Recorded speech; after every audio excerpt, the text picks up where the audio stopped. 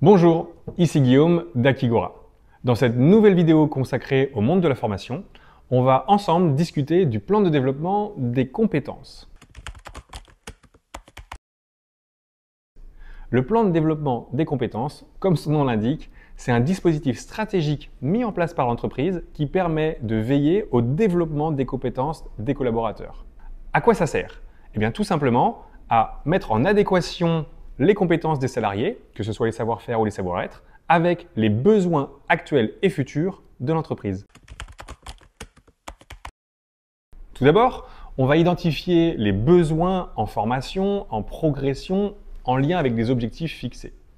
Cela peut se faire lors des entretiens annuels, par exemple, où on va vraiment faire le point sur les points de progrès et les points forts des différents collaborateurs. Une fois qu'on a fait ce travail-là, il s'agit désormais de trouver comment on le fait, comment on accède à ces nouvelles compétences. Et il y a plusieurs formats. Cela peut être de la formation en présentiel, comme en distanciel, du tutorat, du mentorat ou du coaching. Là, vous avez l'embarras du choix. Ensuite, dernier élément de ce plan, c'est de déjà anticiper quel va être le suivi, quelle va être l'évaluation pour bien mesurer la progression et l'atteinte potentielle de ces objectifs. Ce plan de développement de compétences, tout d'abord, il va permettre de monitorer et de suivre d'une année sur l'autre les plans d'action, les évolutions et éviter des potentielles redondances entre une action d'une année à l'autre. Surtout, et c'est bien là l'essentiel, cela permet à l'entreprise de continuer d'innover, de développer peut-être sur des nouvelles technologies et d'acquérir de nouvelles compétences.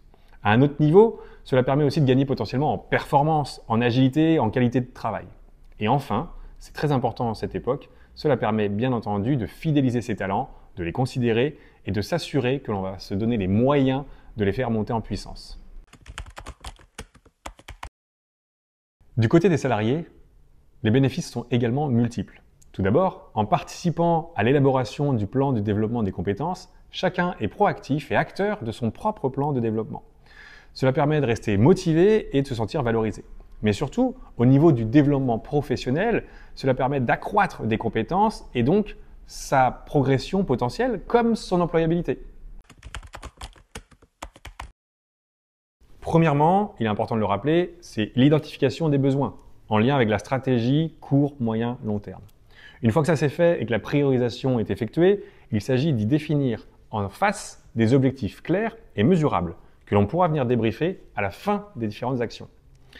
Ces deux étapes franchies, la troisième est de budgétiser et de planifier les actions de formation qu'on estime les plus adéquates pour pouvoir faire la mise en œuvre, l'apprentissage, le fameux développement des compétences. Enfin, et c'est l'étape souvent qu'on a tendance à négliger, c'est de bien penser à faire une synthèse, un débrief, capitaliser sur ces actions pour voir le progrès et la suite des événements pour l'année prochaine. Merci à vous pour votre attention. Et si vous souhaitez plus d'informations, je vous invite à aller sur akigora.com et découvrir l'article dédié à ce sujet que je vous mets également en lien dans les commentaires. À bientôt!